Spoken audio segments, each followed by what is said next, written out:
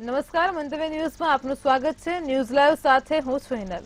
Rajkot civil hospital તંત્ર દ્વારા અચાનક ઇમરજન્સી સિવાય રિક્ષા અને ખાનગી વાહનો પાર્ક કરવાની મનાઈ કરવામાં આવી છે, જેને કારણે દર્દીઓ તેમજ રિક્ષા ચાલકોને ભારે મુશ્કેલીઓનો સામનો કરવો પડી રહ્યો છે।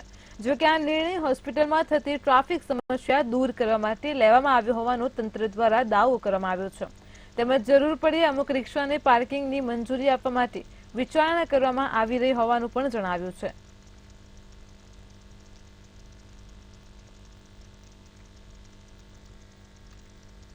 આ સૌરાષ્ટ્રનું સૌથી મોટી હોસ્પિટલ છે અને દરરોજ જે અત્યારે ઓપીડી છે આ 4000 થી 4500 વચ્ચે આવે છે। એટલે આપના રિક્ષાનું પાર્કિંગ બંધ નથી કરાયું। આમાં એવી રીતે કરાયું છે કે દર્દીને લઈને રિક્ષા આવે અને રિક્ષા અહીંયા દર્દીને પહેલાં ઉતારી દે, પછી અહીંયા ઊભો નહીં રહે, ત્યાંથી નીકળી જાય, એવી રીતે આપણે વ્યવસ્થા રાખેલી છે। અને એવી રીતે વ્યવસ્થા નહીં રાખીએ તો આપના પાસે જે સ્પેસ છે આ 4500નું ઓપીડી પ્રમાણે જે છે આ લિમિટેડ સ્પેસ છે।